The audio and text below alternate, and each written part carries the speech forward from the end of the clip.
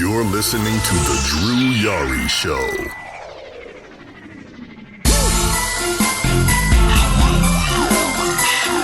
That's the wine and diner with kings and queens. You're looking at the man.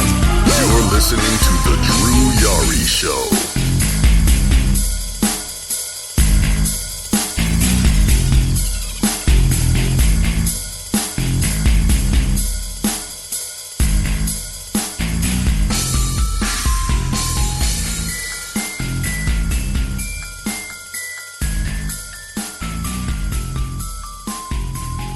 Hey, what's going on, guys? It is Thursday, February the 13th.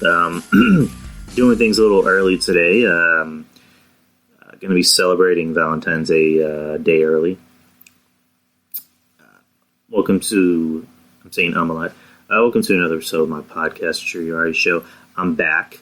I didn't do a show last week. I explained, I had an exam to study for my job. So I needed that time to study, and I was also doing other things.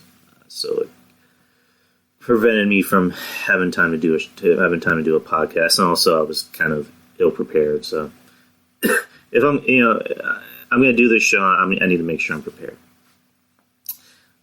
So yeah, I am prepared. I did watch NXT and AEW last night. I made sure to watch it back to back. I don't know how Don Tony does it, where he's able to watch both shows at the same time and able to retain that just perfect memory of each show. It's amazing. I always say he's a better man than me. I'm pretty sure if you ask him, he'd be like, yeah, I am. I watched both shows back to back. Well, not back to back, but I watched NXT first live, and I have both shows on my DVR. So, and they're on at the same time. So as soon as NXT ended, I just turned on AEW. So made sure to watch every single match, every single segment, top to bottom. What's going on? Did you? Let me just write a message. I don't know why he's not in the live chat. But what's up, buddy? I'm on my lunch break. Not much, man.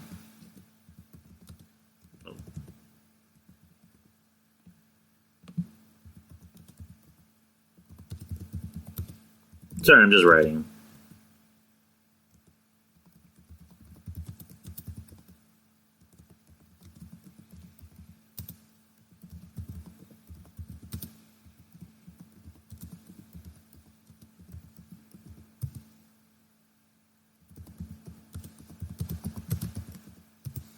Alright, so yeah. What happened in the last week that's kind of worth noting? Saw Birds of Prey last week. Kind of mixed reviews from a lot of people I know that saw it. Because you go on like Rotten Tomatoes, you go on any other like Metacritic score, it got really good reviews, but it's not making a lot of money. Like it's really not. Like let me pull it up because I have it right here.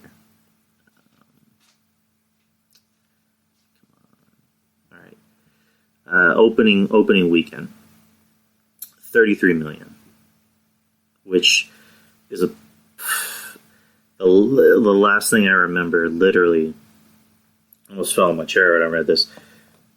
The lowest opening DC movie since Green Lantern, and then and I don't even know if I read this right. It was actually getting lower, like lower than Jonah Hex, and Jonah Hex was bad. Jonah Hex only made $10 million, like, overall. So, I don't know what the issue is with Birds of Prey, honestly. Because, as Ruben Prime, a good friend of the show, good friend of mine, I haven't listened to his show yet, but we were talking about it on Twitter. He was not a big fan of the movie. And I was just, I don't mean to, like, be combative or anything, because, if you don't like a movie, you don't like a movie. I just want to kind of gauge his thoughts on it, like as to, why he wasn't too big a fan of the movie. And he gave an interesting reason. He just said it kind of seemed kind of like a feminist movie. I'm like, oh yeah. I'll just give like a short little brief review of the movie. Spoilers to anyone who hasn't seen it yet. From what I can understand, the movie seems like it maybe takes place after Suicide Squad. I don't know how long it does, but it just seems like it. The Joker dumps Harley Quinn, so she's the whole movie is her just kind of standing on her own 2 feet and trying to survive without the Joker. And in the end, she does. She has good people to rely on. She has Black Canary and Huntress and Renee Montoya, and then she has Cassandra Cain, who they become best friends. So it's very much a feminist movie. It's not on the level of like a Captain Marvel, where it's like we have to make all the men look stupid, and we have to make this broad seem like she's more powerful than anyone in the history of time. They still make Harley Quinn human. They don't try to make her too much of a good guy. Like, they make her an anti-hero, and in the end, she still ends up kind of being a shitty person, which is actually what Margot Robbie, the star, was going for, is that I still want her to be a shitty person. I'm not trying to make her into a hero. But overall, I like the movie. The story I thought was interesting. I wish there was more of Huntress, though, because every other character seemed like they had their own, story, but you didn't really see too much of Huntress, and I kind of hope they make that into a movie. Black Canary, there wasn't really much of a story.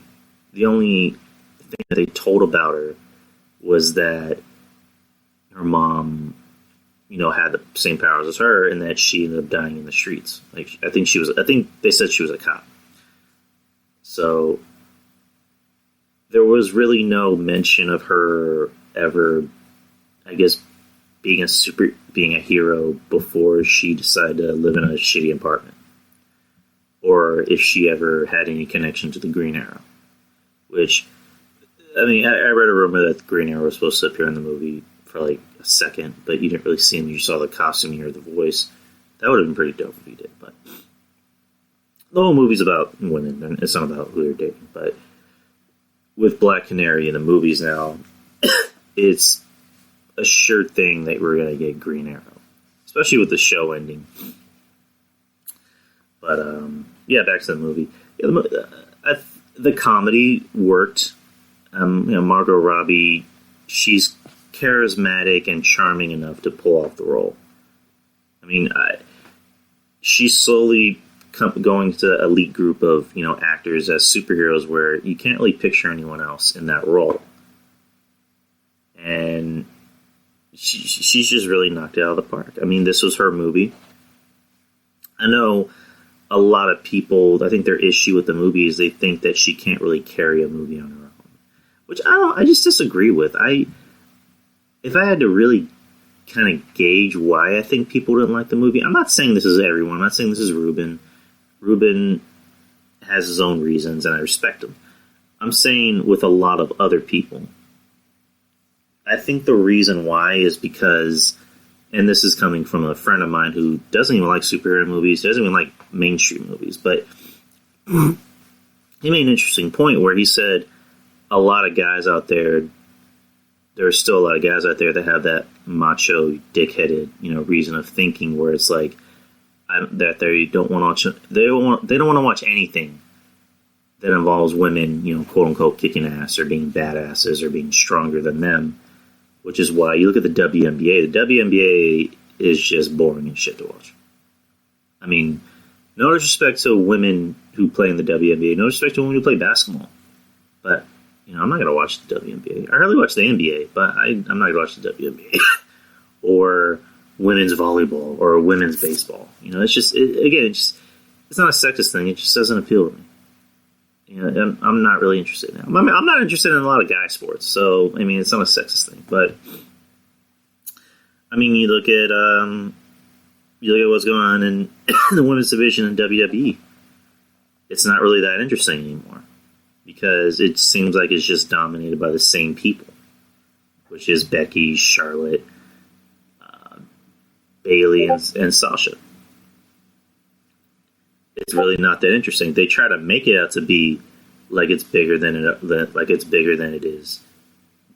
but it really isn't, because if you just have the same shit every single week, and even when it's not the usual four, it's people that kind of suck, like Carmella. We'll talk about Carmella in a bit. Or Naomi, which I like Naomi. I mean, Naomi's passable in the ring. She's not terrible in the ring. Or Dana Brooke, I still, for the life of me, don't know why she still has a job. I mean, is it already time to move on from her her boyfriend? But I don't know. I can't really believe that, because you look at Wonder Woman. Wonder Woman made a shit ton of money and got a lot of good reviews, and it was getting Oscar talk. There I am. What the hell was that? That was me. Hello. Okay, what's up? Not much. Are you talking about the Birds of Prey broke phenomenon? Yes, I am. Ah. I was just talking. Go ahead. Okay.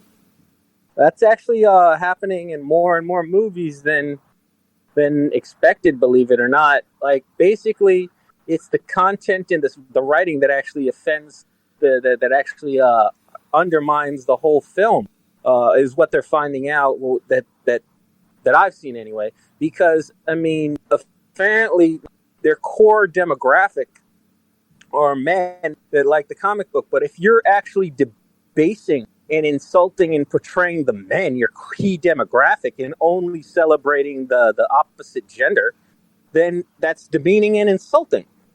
So no one, and like Wonder Woman, like, as you were saying, made money because she just happened to be a hero that was a woman. She wasn't like pushing any agenda outside of her own character arc. Well, no, well, Wonder Woman, it had like the feminist agenda, but it played it well. It didn't do the whole It didn't make it centric to the whole damn movie. You know, it wasn't like it didn't undermine the movie. You know, and believe it or not, Gal Gadot actually was in the Israeli military, so she could actually whoop your ass legitimately.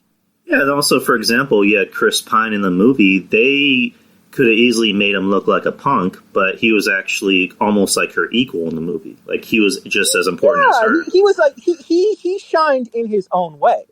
You know, he did, and like the thing is, like, he was like actually helped introduce her into the world of man. He didn't like demean her, put her in her place. He just said, "Oh, like, so this is what they're about. This is what they're about. XYZ." He just said, laid it out for her, and she just kind of went her own way and did her own thing. He didn't like command her, demean her, or anything like that, and she didn't do it to him at all. She pined him. Yeah, I mean, that's what made Wonder Woman so successful. With Birds of Prey, like I mentioned before, I get why it was a feminist type movie, or I get why it had feminist vibes, because it was about Harley, standing on her own feet. It was about the other characters, doing their own thing. I don't know. I enjoyed the movie very much. I don't know. Probably because when I go to the movies, I just like to just enjoy it. I try not to pay attention to like the politics. Yeah, that's the thing that Hollywood is messing up on. Yeah. People that go to the movie that actually spend the time to actually spend money on entertainment. They just want to be entertained. They don't want to hear a bunch of rhetoric. They don't want to be talked down to. And a lot of movies now, they're actually talking down to us. They're talking at us instead of to us. They're not representing us. They're focused more on political-driven agenda representation rather than actual story arcs, character development. I mean, you take any movie, like pick anyone, right? And like of the last, I'd say maybe 7 years. Let's go with 7 years. Mm-hmm. That's been the staple of how they were put together. But if you go back even further than that, like they would, like before the advent of the comic rage, what they would do is they would actually write the movie out. They would either, more often than not, it would be based on a book, and then they would spend like maybe 3 months, if not 6, developing the idiosyncrasies of the character and what motivates them as part of the process of filmmaking. I don't think they do that now. Yeah, I mean, they just can't help themselves. I mean, it's creeping into wrestling nowadays, where it's like we're going to push this agenda. Case in point, we'll talk. I mean, I'll get more into it when I get to AEW. It's like with Nyla Rose, where it's we're gonna push her as the cornerstone of women's wrestling. Where I don't think she should be. I mean this conversation. I mean, even Trez, who's a woman, talked about this, where she said, "I don't think that she should be in the women's division because she is still a guy." It's not even about that. It's like, if you're going to represent women, I mean, she's not a truest representation of women. Because, I mean, I saw her attack. Was it not Rio? She attacked the Aladdin chick or Rio? I think it might have been Rio. Anyway, and there's this one peeve that I have in wrestlers now. I mean, what in wrestling? I don't like seeing wrestlers the prolific use of the tongue. That creeps me out. I think it's unnecessary, and I think they do it to I don't know, show off some sort of character thing or gimmick. I don't fucking know why they do it so damn much. It's like every time they come out, every time they do something, and then apparently Nyla Rose decides to just lick her hand and just slap that shit all over Rio. It's like, just creep me the fuck out. I didn't like it. Yeah, it's pretty uncomfortable to watch, but yeah, like I said, I'll talk about Rio later on, because I'm gonna talk about NXT in a bit. All right. I'll check you later. I don't want to hold you up too much from what you were doing. Yeah, because I forgot to mention the show. I'm gonna try and end this show. I'm gonna try and end it at an hour, or at least an hour, because we're gonna head on a bit. All right, I'll check you later. Good talking to you. No problem. Same to you, man. Take care. All right, bye. All right. Luckily for me, I was able to turn on the audio settings, so you will hear Diju in the show. But yeah, he pretty much spelled it out. I mean, because we'll get off the topic in a bit. I'll just end it right here. I enjoyed the movie. I can maybe see why other people didn't enjoy the movie. I am not a fan, and again, if this offends anyone, I'm sorry.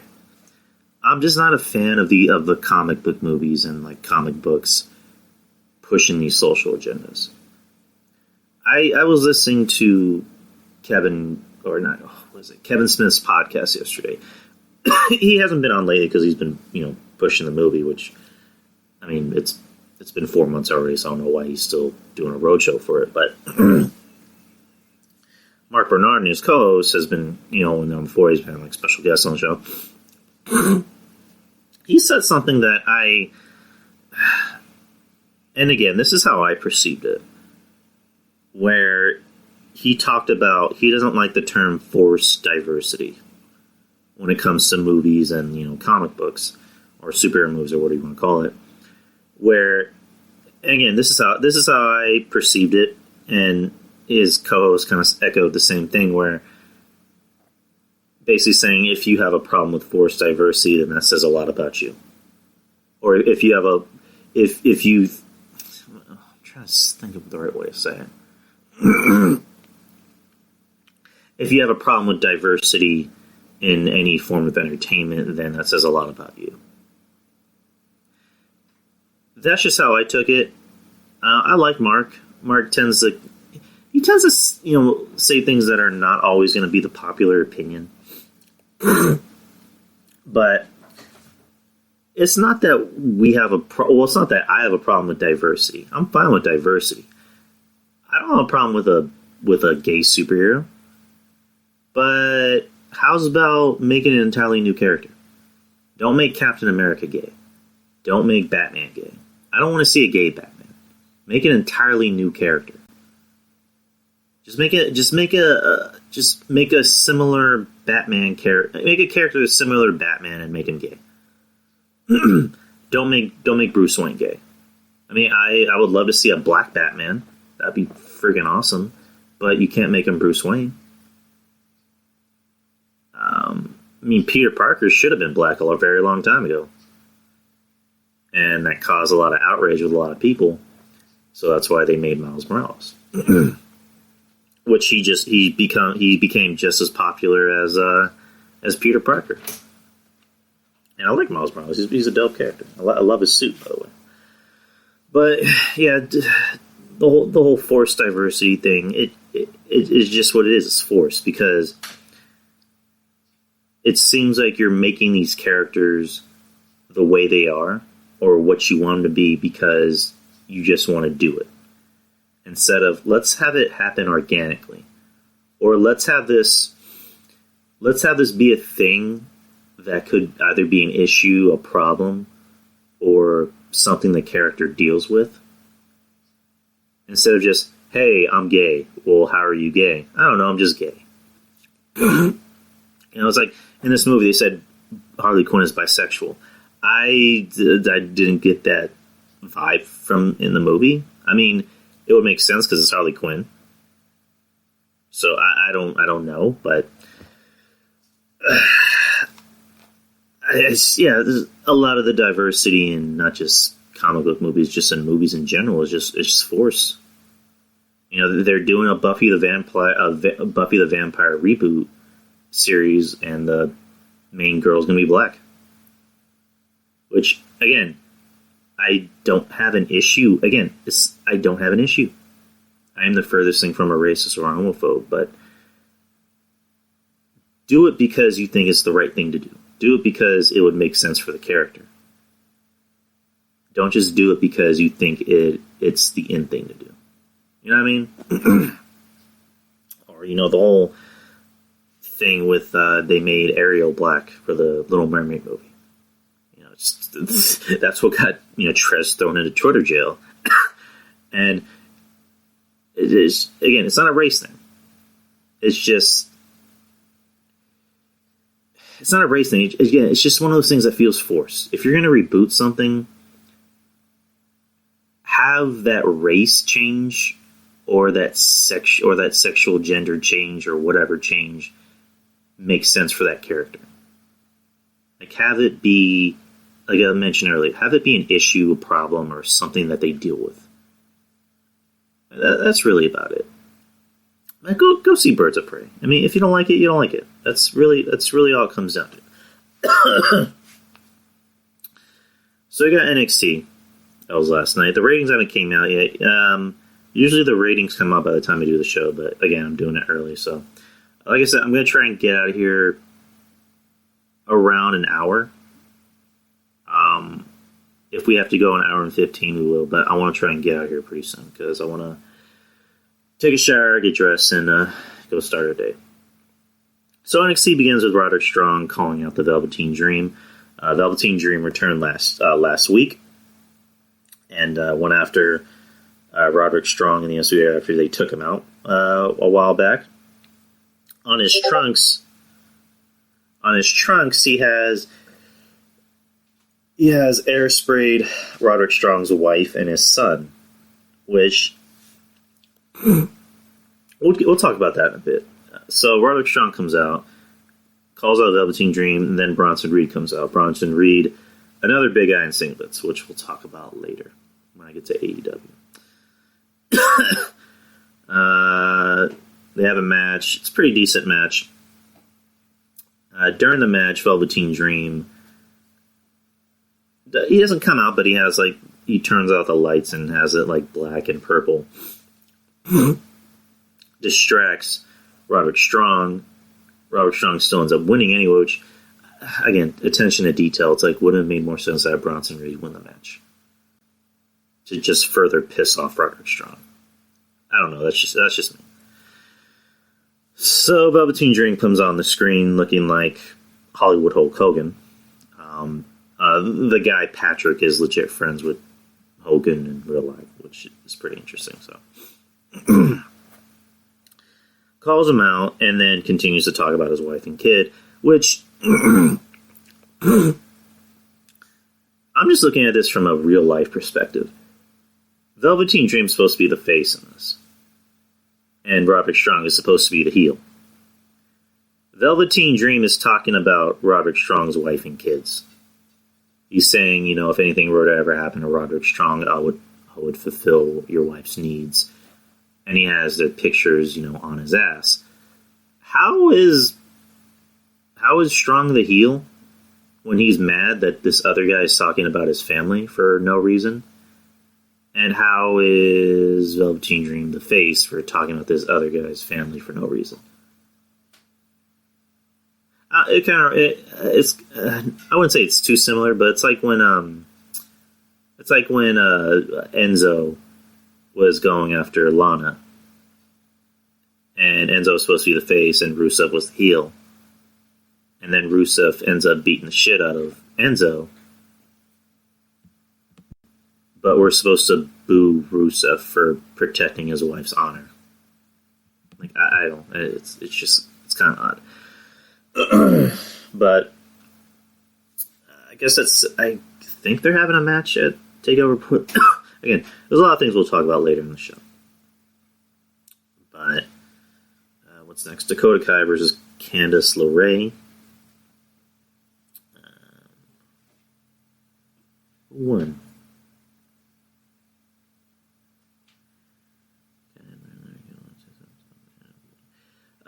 Overall, decent match. I'm not a big Candice LeRae fan. I think she's kind of very generic. I mean, she's definitely not her husband at all. Like, she's not terrible. She's just very generic. I love Dakota Kai. I said it before. How is it then when women become heel, they instantly become hotter? I don't know. But, decent match back and forth. Dakota Kai wins with a dirty roll-up using a handful of tights. And a fight ensued after the match. Dakota Kai grabbed the ring bell and used it as a weapon against her, started hitting her. And then Tegan Nox came out and beat the shit out of Kai, and then it took several officials to tear him apart. I'm very much looking forward to the street fight at Takeover Portland. It could be the match of the night. It has potential to be a very entertaining match, depending on what they let these girls do and how much time they give them. So, again, like I said earlier, we'll be talking about Takeover Portland in a bit. So, what was next? Yeah, Johnny Gargano versus Cameron Grimes. Does that mean your Johnny Gargano getting a lot thinner? I mean, has he gone on a diet? Because, not that he was fat, but it seems like ever since he came back from injury, he's gotten a lot thinner. And a lot more musclier. Yeah, that's it, musclier. So Cameron Grimes, who I don't know what they want to do with. They brought him in as a guy just, squashing other people, and then he hasn't really won a match since then. I like this match. Very solid back and forth. A lot of fucking false finishes. They did one bit where they literally ran into each other, and they were both knocked out. Like that looked pretty cool. It looked like it hurt, but it looked pretty cool. But Gargano wins with his submission move. The Gargano escape, I believe it was called. But and then Gargano just looks at the camera and talks shit to Finn. And then you got Leo Rush versus Angel Garza, number one contenders match for the Cruiserweight Championship. So is Angel Garza just going back and forth through the main roster and NXT? Hey, what's going on, John, the cartoon guy? I'm going to mute your mic, John.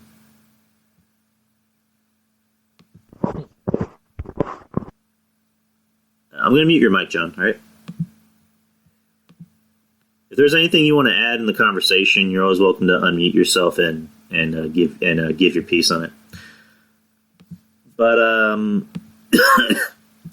yeah, is Angel Garza is he strictly? I don't know. Are they allowing him to do both NXT 205 Live and the main roster? Or is he just like a placeholder? Hey, don't worry about it, John. It's no biggie. I mean, it's not really a rule, but it's like I said, from here on out, if anyone wants to, chime in to the conversation and, debate me, argue with me, or, tell me I'm wrong, you're always willing to unmute yourself and, chime in about it. So I welcome that. But I like Angel Garza. It's weird because I like both him and Andrade. I think Angel Garza is a lot more charismatic. I mean, the one thing that's holding Andrade back is, the failure to kind of grasp the English language, because he can speak English, but he doesn't speak English very well. And like Kevin Castle says, that's the one thing that you're going to have to deal with when he's on, Good Morning Today, or, opening a mall in Poughkeepsie or some bullshit like that. Which, speaking of which, I watched the Poughkeepsie tapes late last night, which I probably shouldn't have done, and that was pretty... That was, it was something. I'm not watching that ever again. So, but, yeah, Angel Garza, if only they could give his charisma and his promo cutting to Andrade. I think Andrade could really be a big-time player in the company, which he kind of already is, but I really think it could help him in the long run. So he's currently with Zelina, while Andrade is dealing with his suspension. Again, I'm a big fan of Leo Rush. I mean, I like Leo Rush. I like Angel Garza a little bit more. This might be a little controversial. He kind of reminds me of maybe a young Eddie Guerrero.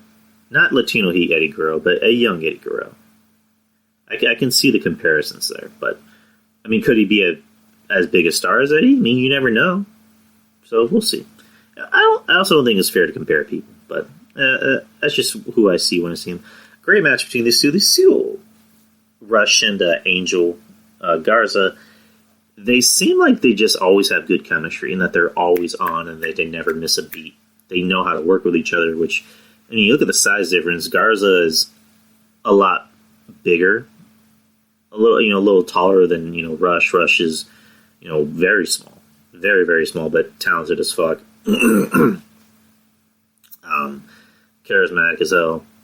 So these two know how to work with each other. I mean, I don't know. Maybe this is the only time they've worked with each other. I mean, not in NXT. I've seen them work with each other in NXT, but like, have they ever worked with each other pre NXT, like somewhere in the Indies? MLW, whatever.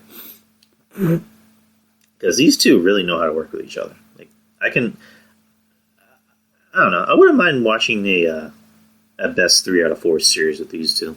I mean, which technically they kind of already had. I think they've already had 3 matches with each other. But Rush wins, so he'll be facing Finn Balor Jr. or Jordan Devlin, as he's called. Which I'm kind of mad that I didn't get to watch Worlds Collide because I heard really good things about it. So, what's next? Bianca Belair versus Santana Garrett in a squash. I mean, I would have preferred if this wasn't a squash, but I can see why they want it to be. Because, they, at the Women's Royal Rumble, they were making Bianca Belair into a big-time player. I mean, it looks like they really like her a lot. When they gave her that much offense, they had her last that long, and, I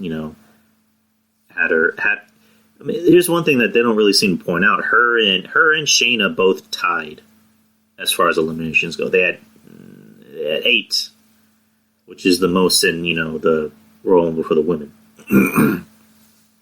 They just had her go out there dominating. So I can see why this had to be a squash match, because you want her to look strong. You want her to look on the same level as Rhea. Which makes sense, because those two are... I don't even think these two have wrestled yet. Rhea and Bianca. Correct me if I'm wrong.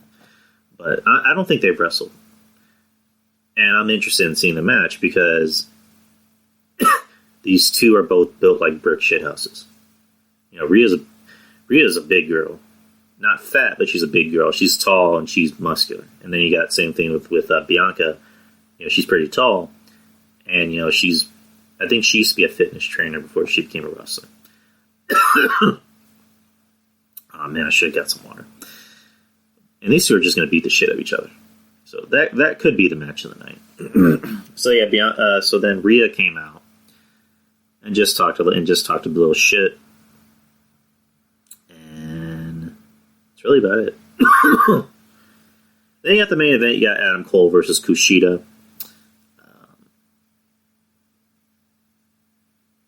Yeah, just kind of what you expected the match to be. Kushida, again, it looks like they really are digging him, because this could have easily, maybe not be a squash match, but it could have been a one-sided affair and just had Adam Cole look strong throughout the whole match and give, Kushida a little offense. They really do like Kushida. I mean, if you guys remember in the main event of NXT, it was Kushida versus Walter. And Walter's a big motherfucker. And then you got Kushida, who's, small, but they're making him look like a fucking badass compared to Walter. Now you have Kushida versus Adam Cole. I like what I saw from Kushida. I like his offense. I like his moves. Pretty charismatic guy. The whole future age, look that he has. I kind of dig it.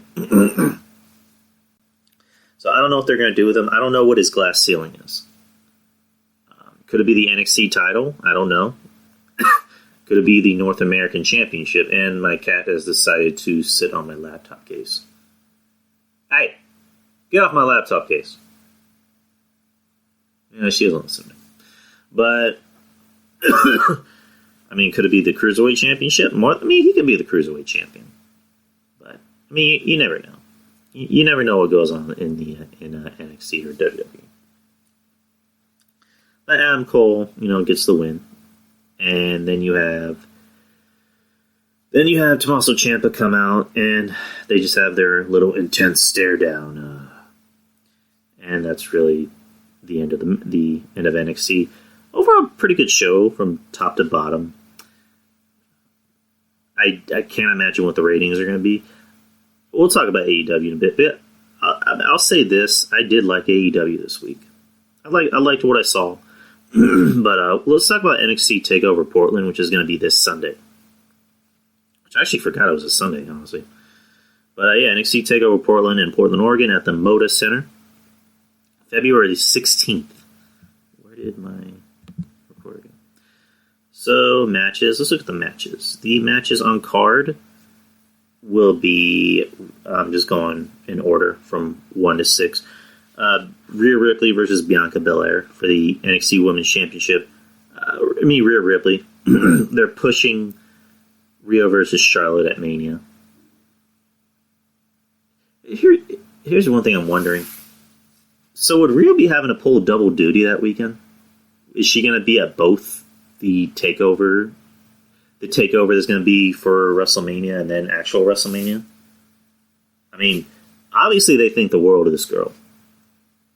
And she's held thrown to the bargain, because I love Rhea Ripley. Good in the ring, good on the mic, beautiful as hell. Looks like she can beat the shit out of me. I think she's seeing Dio Madden, which lucky fucker, by the way. But personally, I wouldn't mind seeing a triple threat. But then again, we kind of learned our lesson from last year, so. So yeah, Rhea's going to go over, because they want Rhea and Charlotte at Mania. So, which the only way that match is going to work is if Rhea wins. Because what does Charlotte have to benefit for being the NXT champion? She has no reason to be the NXT champion. She's already been the NXT champion. She shouldn't even won the Royal Rumble this year. So why would she even need to be NXT champion? I don't know. But that's the only way that match is going to work, is if Rhea wins. If the match can be very good, but if Rhea doesn't win, it's not going to work. Because the point is building this girl to be Charlotte's equal. And not having Charlotte squash her. Or, not squash her, but just beat her. Charlotte should not be winning this match, but anyways, yeah, Rhea's going to win. It should be a good match between these two. These two, Rhea and Bianca, they look like they're very similar to each other. Like, they have similar, not movesets, but they just look similar to each other. They look like they're going to beat the shit out of each other. So I'm all for it. Because I'm slowly starting to like Bianca Belair. Bianca just needs to work on her presence. Because Rhea has the crowd in palm her hand. Bianca's not really there yet, but I think this could do it for her. I don't know, but... So, next match, you got Finn Balor versus Johnny Gargano in a singles match. Again, another match of the year candidate. You look at the matches from top to bottom, they all have potential to be the match of the year or, show stealer. So, I mean, this show is looking solid as hell, but Gargano versus Finn. Oof. My first question is, what are they doing with Finn Balor in NXT? Like, what's the end game for Finn Balor? It's not that I don't like Finn Balor in NXT. I'm cool with it because he was not really doing anything on the main roster. He was kind of floundering. I mean, because I had said before, with Finn, it's like they give him a push and then they slowly take it away and have him in the mid-card, jobbing to Bobby Lashley or Kane. So, I'm glad he's in NXT, but, what's the end game? What's the purpose? Is he going to be champion soon? Which, I mean, it wouldn't be bad if he's champion, so you can get, more eyes and ears for the product. And I think clearly he's the bigger star out of all the men in NXT. So, do you have Gargano win and get his heat back? If you do, what does that do for Finn? I think Finn should win this match because it would do more for him. It would make his character look a lot more stronger. It's not going to make Gargano look weak if he loses. Because, losing to Finn will not be a bad thing. Gargano has a lot more in NXT. He has his pick of the litter in NXT. I wouldn't have a problem with Finn winning this match. Because I think Finn needs it more. And by needing it, I don't mean if he loses, he's going to, job to Bronson Reed. No, I just mean as far as his character and, his status on the brand, I think he could use the win a lot more than Gargano. Because Gargano is going to be fine if he loses or wins after this match. Because I don't know what they're going to do with Gargano after this. So, Finn's going to win. And my pick is Finn's going to win. Then you have the Undisputed Era, Bobby Fish, Kyle O'Reilly versus the Broserweights, Matt Riddle and Pete Dunne. The new Dusty Rhodes Classic winner, or Tag Team Classic winners for the NXT Tag Championships. I like those skits that they were playing on NXT with Riddle and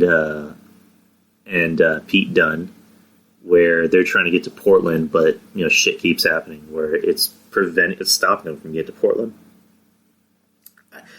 And I just like how they play off each other, where Matt Riddle's supposed to be kind of the goof and the laid-back guy, whereas Pete Dunne's a serious, straight-faced guy. And anytime something bad happens to him, you just look at Pete Dunne, he's like, why am I tagging with this guy? And, the end of the segment is they're able to get on a private jet, and it ends up being Triple H's private jet. So, what are these two idiots doing on my jet? I always have to find a way to do a Triple H impression every now and then. It's just customary. But, again, another good match between these two. I wouldn't be opposed to Riddle and Dunne winning. I think it would make sense. I mean, I wouldn't say the bloom is coming off the rose from the Undisputed Era, but it looks like, they're taking the titles off of them. Because they already took the title off of Strong. And the Undisputed Era, I mean, again, they're still the hottest thing in NXT. And they're still popular. So if you take the titles off them, it's not going to make them any less popular. So I think Riddle and Dunne are going to win. Those are my picks. You want to make them into a thing, and I'm pretty sure they're going to want to split them up down the road because that's what they do. Again, I'm going in order on how they have the matches on Wikipedia. You have Adam Cole versus Tommaso Ciampa for the NXT Championship. Ooh. Here's the thing. I don't know who they're going to pick. I don't know who's going to win in this match. And I like that because we're not even sure who Adam Cole is going to face at NXT Tampa for WrestleMania weekend. Is it going to be Finn? Is it going to be Johnny again? Which, I mean, I wouldn't mind that, but that seems kind of played out. Is it going to be Keith Lee? Or Killer Kross? Which, old news, Killer Kross, announced that or he didn't announce it, but like WWE announced it that he's, joining the Performance Center with Timothy Thatcher, which I don't know much about him, but he looks like apparently he's a killer. So that'd be pretty interesting to watch. So our good friend Killer Kross is now in NXT with his lovely lady Scarlett. So good for them. The way it seems, I think they're going to debut at NXT Tampa. Under what guys, though? Is he going to be Killer Kross or just Kross? Or Kevin Kross? I'm fine with either. I think Kross would be better. Especially for WWE, because they're all about one names. And Kross sounds like something that the crowd can chant. Kross, Kross, Kross, Kross, Kross, Kross. So, I'm fine with it. But getting back on topic... Adam Cole versus Tommaso Ciampa.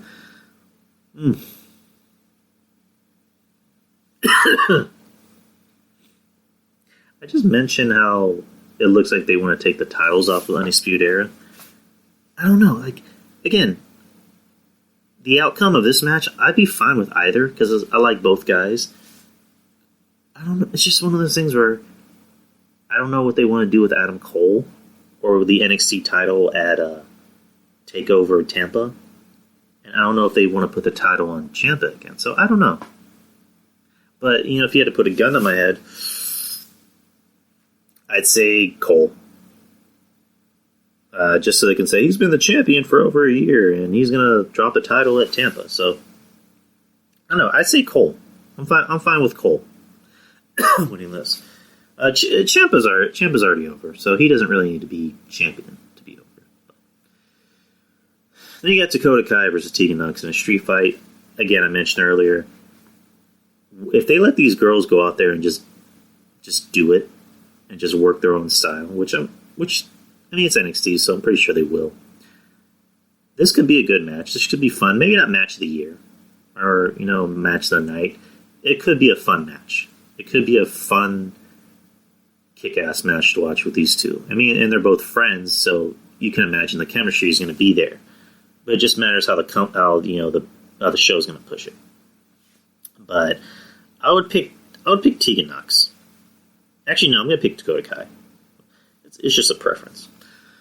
So then you got Keith Lee versus Donovan Dijakovic.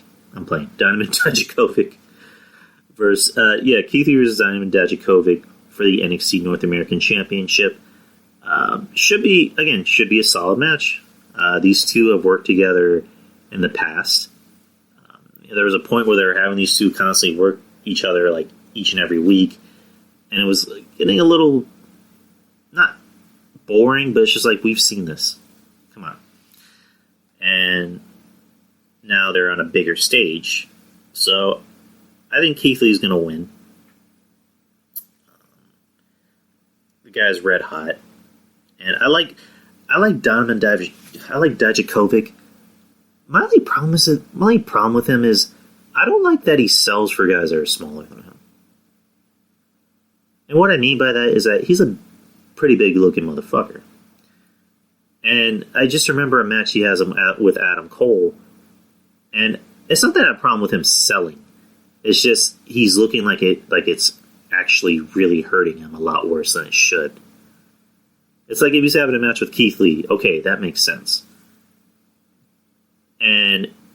But the offense looks like it's coming from Keith Lee when he's wrestling Adam Cole. I don't know. That's my only problem with Donovan Dijakovic. I like him. Good look. Good in the ring. There's just something missing. But this should be a really good match. I mean, these two always manage to kill it, but Keith Lee's going to win. So, those are my NXT predictions, or NXT TakeOver predictions. Last bit of news for NXT. Simone Johnson, who's the daughter of The Rock, Dwayne The Rock Johnson, and his ex-wife, Danny Garcia, begins training at the WWE Performance Center at the age of 18 years old. I'm reading this on WWE.com. The 18-year-old is on a path to become the first fourth-generation superstar in WWE history, coming from a line of legends that includes her great-grandfather and grandfather, WWE Hall of Famers High Chief Peter Maivia and Rocky Johnson. And The Rock said, "It means the world to me to know that my family has such a personal connection to wrestling is really special to me, and I feel grateful to have the opportunity not only to wrestle but to carry on that legacy." So it wasn't The Rock, that was actually his daughter, but I said it was The Rock, I'm sorry. But I'm fine. I'm fine with it. It's just a wait and see type thing.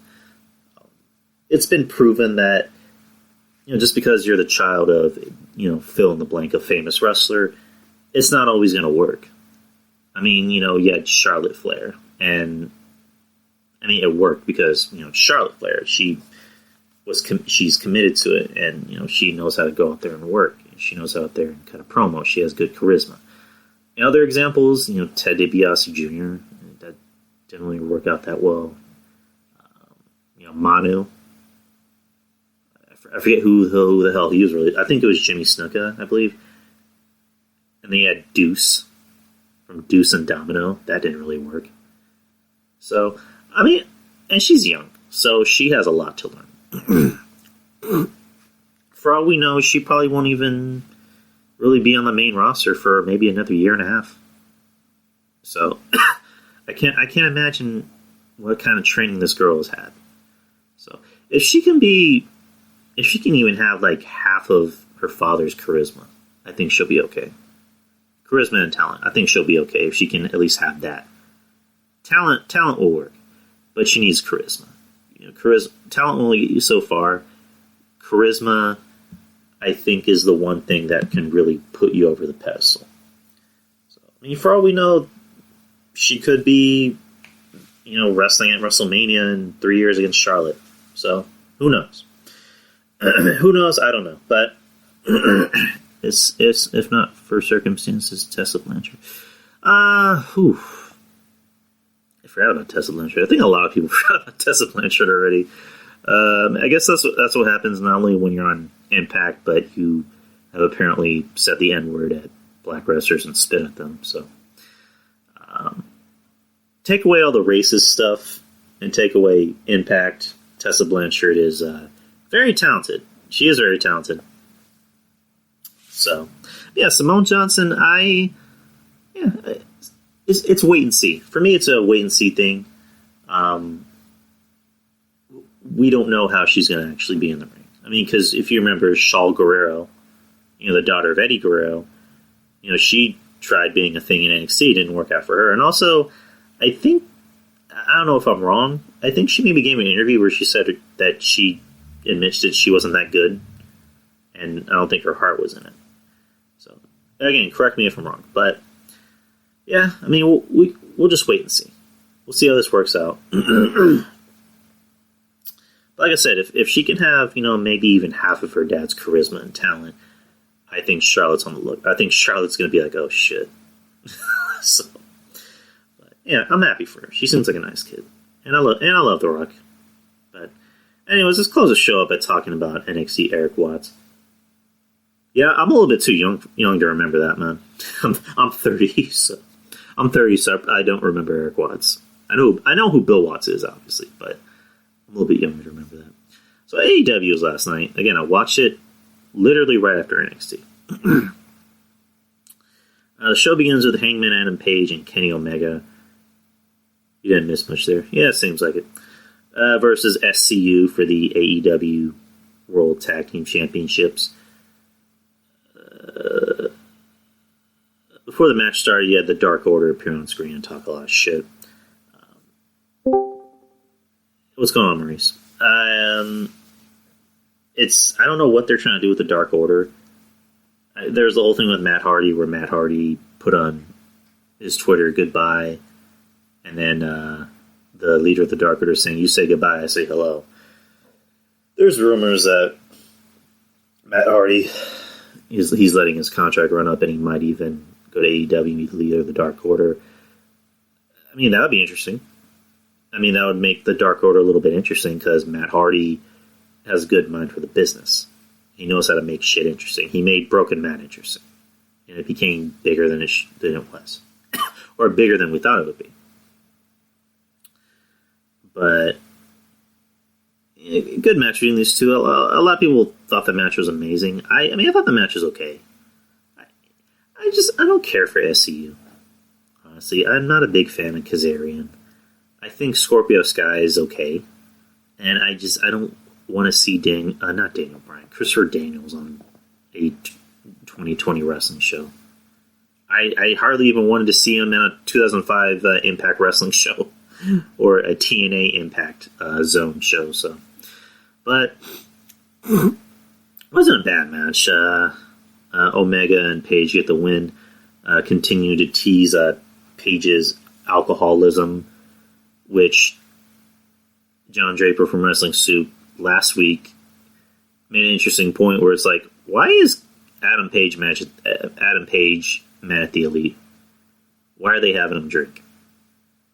It kind of doesn't really make sense. It seems like lazy writing because, I mean, the best way you could have explained it was that he thought he was going to be the first ever AEW champion.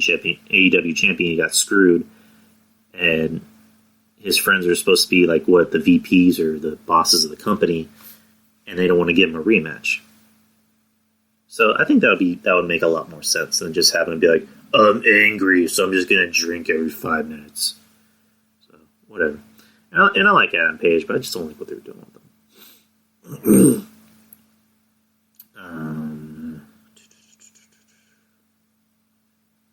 And then after the match, the opponents in the Big Battle Royal came out and just started beating the shit out of everybody with the Young Bucks standing tall, which makes sense. And then you had Jim Ross speak to Santana, which that has got to be the best promo I've heard in a while. That's probably the best promo I've heard from anyone in AEW. Santana, it wasn't really a babyface or a heel promo. It was more like a human promo. You can still push heels as humans. That's usually the best way to make a good heel, is that what they say is making sense. You understand it and you get it.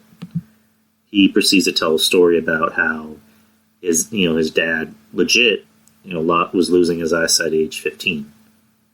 And he officially lost his eyesight at 25. And it was a pretty raw and just emotional story, and I loved it. I like Santana and Ortiz. I like them because good storytellers, good in the ring, and they just seem like fun guys. They seem like good dudes. So, why is my dog barking?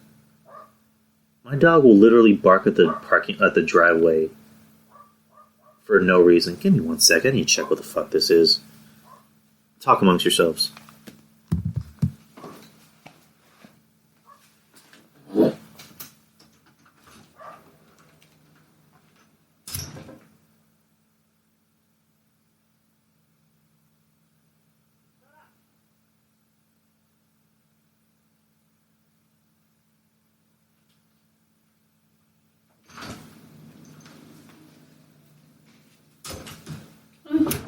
Barking at the driveway? And it was just the guy cutting his grass?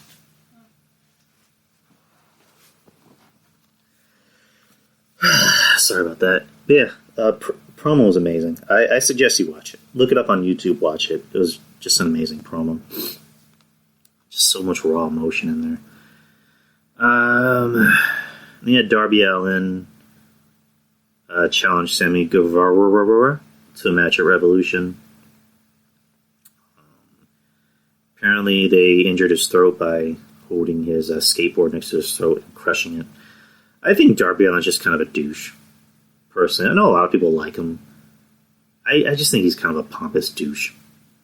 He gave an interview on Talk Is Jericho where he said something along the lines of, "Oh, I didn't want to sign with NXT because I'm not an NXT fanboy." It's like, what the fuck is that even supposed to mean? That literally doesn't make any sense. And then I remember before he said something like, "If I would have signed with WWE, they would have had me jerking off in a boiler room." It's like, that's like oddly specific.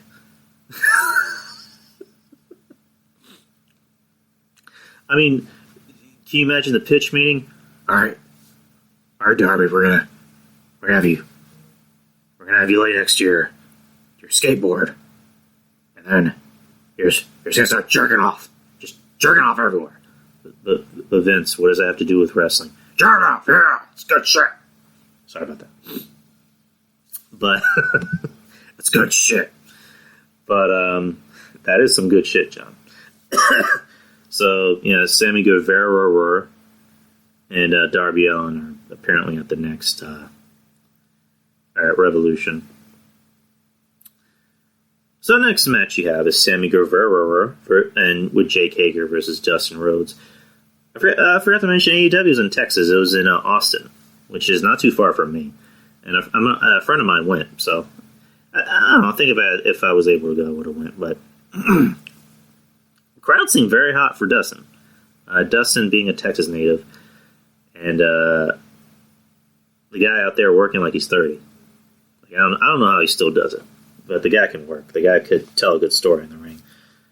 So it's him and Sammy. He beats Sammy, and then he challenges Jake Hager to a match at Revolution, and he cuts a nice promo on him. He says, when are you actually going to wrestle? Are you just going to stand up there and collect a paycheck and be Cody's bitch? I thought that was good. Took the words right out of my mouth.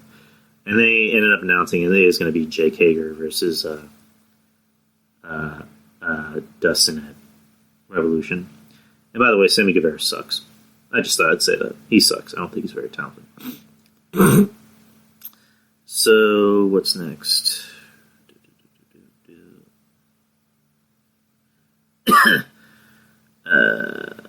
Britt Baker cuts another shitty promo, another bad promo. Her heel promo actually wasn't bad. I don't get the point of it, though. I don't get the point of Tony Schiavone being like, so we're going to talk to Britt Baker and get some answers. It's like, why? So she can give another bad promo. And she ended up cutting probably the best heel promo I've heard in a while. And I only say that because she's in Texas, and she starts to say and she badmouths Whataburger. Like, she tells the the audience, is like, what is it? She tells the fans to shut their chubby Whataburger faces. And then in Texas, Whataburger is king. Like, that's a tradition. That's almost a religion. And you say anything negative about Whataburger, ooh, you're gonna get it. So the whole crowd just erupts in a Whataburger chant. Which, the first time I've been watching a wrestling show and a Whataburger chant breaks out. Like, that's going to be fun. Like, I mean, I know they're not going to be in Texas next week, but I'm just waiting for a heel to come out and bring Whataburger out to the show. And then instead of eating it, he takes the burger and slams it on the mat and just starts smushing it in front of everybody.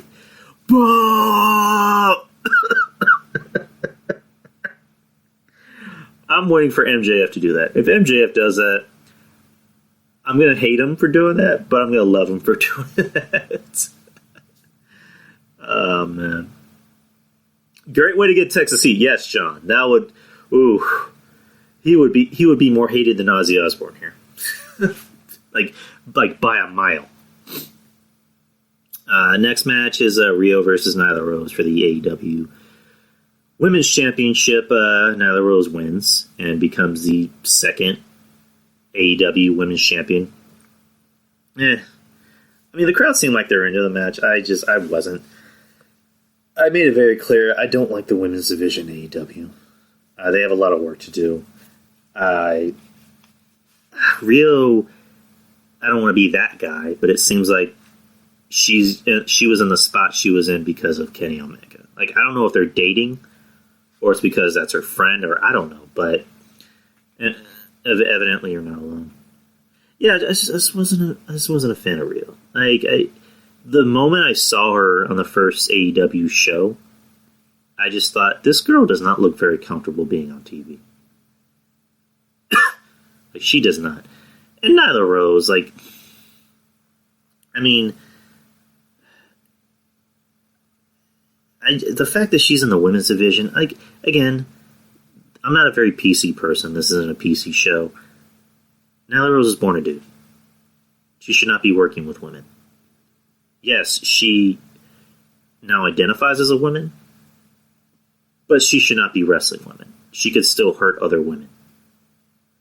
And this isn't just me saying this. I've had women that I know that watch wrestling say the same thing. Trez, good friend of the show, good friend of mine, says the same thing, that she should not be working with other women. So, I don't know. But, yeah, she wins the AEW Women's Championship, and then she talks a little shit to Omega. Then you have a promo with Chris Jericho saying, you know, that if Moxley can beat Santana tonight, then he'll face Jeff Cobb next week. And we'll get to that in a bit. They showed clips of last week when MJF lashed Cody, which I didn't see that, but I know it was very much talked about. Apparently people were crying of Cody getting whipped or whipped. Okay. It got Cody good, babyface. So there's no denying. I can't deny anymore. Cody Rhodes is the biggest babyface in the company. I mean, granted, it's also helped that he's been pushing himself like Jesus Christ, since starting the company or even before starting the company. But there's no denying that he's over as fuck, and he's looked like he's gotten a lot better in the ring. Like, his matches seem a lot more enjoyable to me. But, yeah, he's the most over babyface in the company, and MJF has really now solidified himself as being the most hated, heinous, evil heel in AEW. Not just in AEW, but in wrestling. So you got the biggest babyface and you got the biggest heel, and it works. That's Wrestling 101. So Brandy Rhodes joins commentary, and yeah, next week is going to be Wardlow versus Cody in a steel cage match. And that's going to be before the Cody versus MJF match at Revolution. So now you got MJF versus Jungle Boy. MJF winning ultimately. There's a point in the match where MJF gets on and, grabs his dick and is yelling at Brandy saying, "Hey, Brandy, you want a real man?" I think that's what he said. And again, pissing everybody off. Does not give a fuck. Does not give a fuck who he pisses off, which I love it. And then Jim Ross just pissed off. "Hey, shut up! Show some respect." Again, I loved it. Good heel heat. On the beginning of the match, he tells Wardlow to stay in the back and he'll take care of this. Wardlow comes to the back anyway, or comes out anyway. During the match, Wardlow gives MJF his dynamite diamond ring, and MJF hits Jungle Boy in the face and ends up winning the match. And Wardlow proceeds to beat the shit out of Jungle Boy. It looks like he did an F5, if I'm not mistaken, or some variant of an F5. That would work on it. That would work with him. I wouldn't have a problem with him doing an F5. And then that's when Luchasaurus and Marco Stunt come out to make the save. And yeah, that. What's next? You had Pac cut a promo on Kenny Omega, setting up their 30-minute Iron Man match next week. I'm not a fan of Kenny Omega. I'm not really a fan of Pac. I'm definitely not a fan of Iron Man matches. I don't know. I've never been an Iron Man match fan. I just think it's a very predictable match. I know wrestling is supposed to be predictable. I've never been too crazy about Iron Man matches. I don't know why.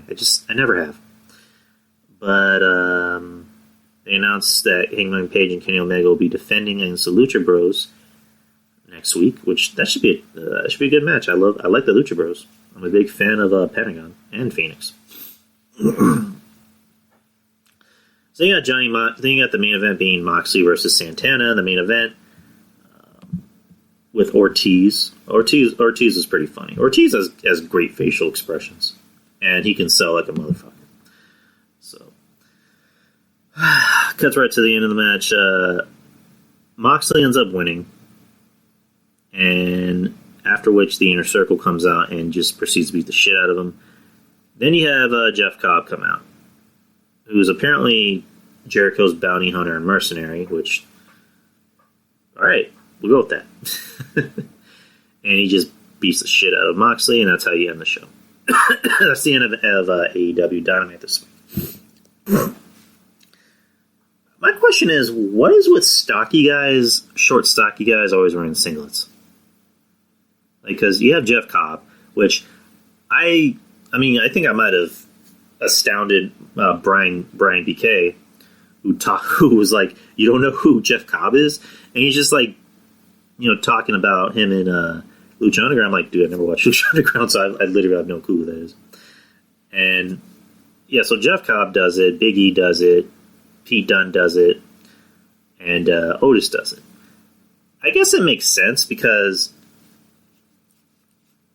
Otis is such a big guy, and he would look weird in just traditional tights. Same thing with Big E because he has like fucking big ass titties or big ass muscular titties. So is Jeff Cobb supposed to be like the new Taz? I guess that's how they're building him up as. I don't know. But again, I literally never heard of him, and they were building him up like he was this big deal, which he might very well be. But like I said, I've literally never heard of the guy.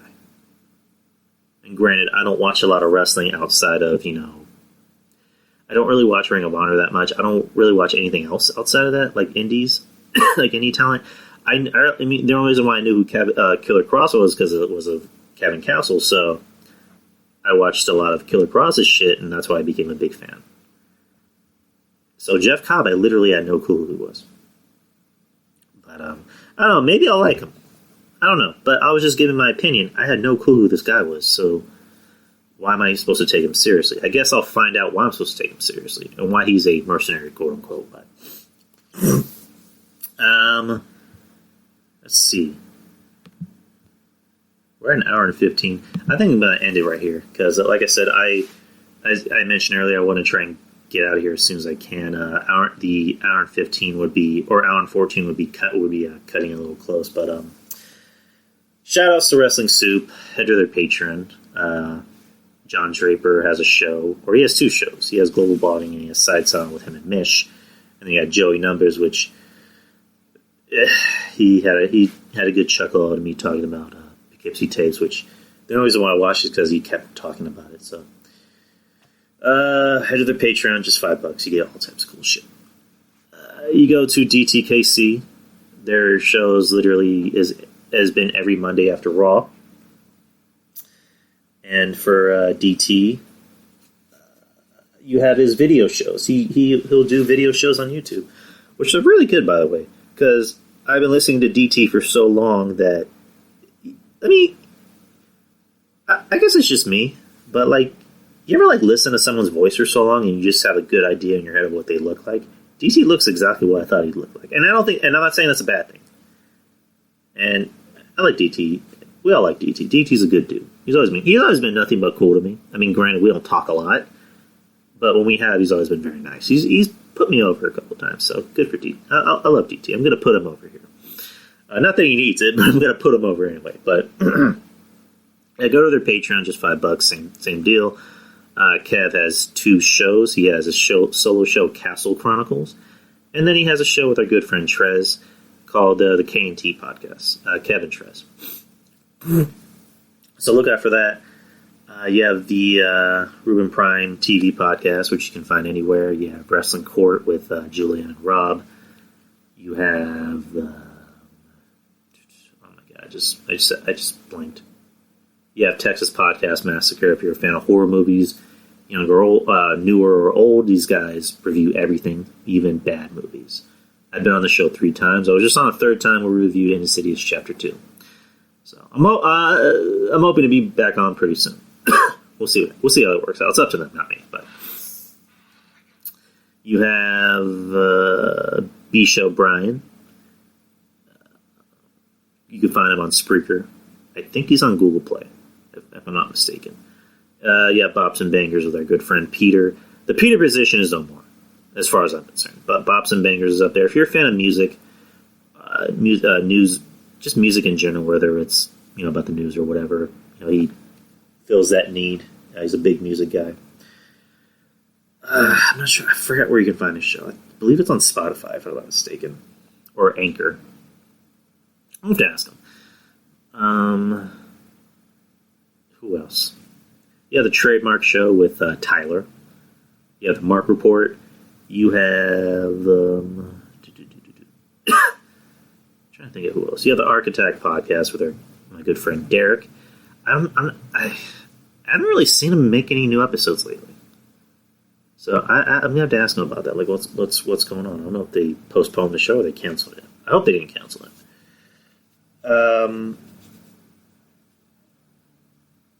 And he's already here, John the Cartoon Guy. Go to his Instagram page. You can, I believe it's called, was it the Galaxy?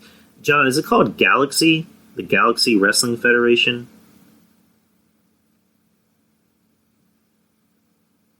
Is that what it's called? I think it's called that. Intergalactic Wrestling Alliance. I was very close. Intergalactic Wrestling Alliance. Let me pull this up. So yeah, he has an Instagram page which you can actually look up. And he also has a Facebook page. It's pretty cool shit. Like, I'm not just saying that because he's because I like him and I'm trying to put him over. I'm saying it like as a genuine person. I like it. I think it's pretty fucking cool because I just think of when I was a kid and I had my wrestling toys. I had my Superman or Wolverine action figures. I would have them fight with my wrestling action figures. Or I would have Goku fight my Big Daddy Cool action figure. So it reminds me of shit I used to do, and I think it's freaking cool. To my knowledge, as you told me this before, I think he's going to be having YouTube videos. If I'm not mistaken, John, you can confirm this. We're hoping to have a preview up soon. All right, good. So look for that. Support John; he's a good dude. Support his Instagram page, which. Let me see if I can put it up in the chat. Oh wait, I can't share it. Fuck. Hold on. I'm gonna screenshot the actual Instagram page. I'm just gonna post it in the chat. Yeah, no problem, John. Keep saying a lot. Are you kidding me? Okay, here we go. All right, yeah. So I posted the screenshot of John's Instagram page. So just follow him, show him some love. He's a good dude, and you're gonna love his shit. Trust me, it's good shit. So yeah, what else? I'm forgetting somebody.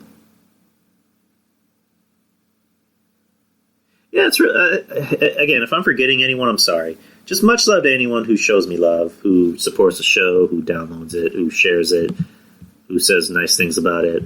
Just much love. I'll be back next week. I should be back at the same time as before. I'm sorry, for the past 2 weeks, having to do this early show, and then last week I had to not do a show. Thanks, John, man. Take care. Take care, John. But, again, I will be back same time as before next week. And who knows, I might even have a guest. And also, happy Valentine's Day for anyone who's celebrating tomorrow. Whether you have whether you have a significant other, or you're just going to stay home and, eat ice cream and watch movies or masturbate. However you celebrate it is how you celebrate it. Like, I don't judge. But happy Valentine's Day to everybody tomorrow. Much love to everybody. Much love to John the Cartoon Guy. Again, make sure to follow his Instagram page, his Facebook page, and be on the lookout for his YouTube show. So, I know I will. And much love to Maurice Bear in the chat. And to Jew, who was on the show earlier, so you're going to hear him. And like I've said in the past before, I'm going to allow people to unmute their mic if they want to chime in on the conversation. Whatever I'm talking about, whether it's movie or wrestling or anything related, you're always welcome to unmute yourself and chime in and, kind of give your 2 cents and, argue with me. If you want to tell me I'm wrong, tell me I'm wrong. Just don't make it into something it's not. Don't try to make it into an argument and then start chastising me or chastising anyone else. You know what I mean? Like, just come here and have a friendly debate. I welcome it. So, just letting y'all know. Anyways, guys, take care. I will be editing this shit and this good shit and uploading it as soon as I can. If I don't upload it soon, I'll upload it tonight. So anyways, guys, take care, and I will see you next week. Much love and peace.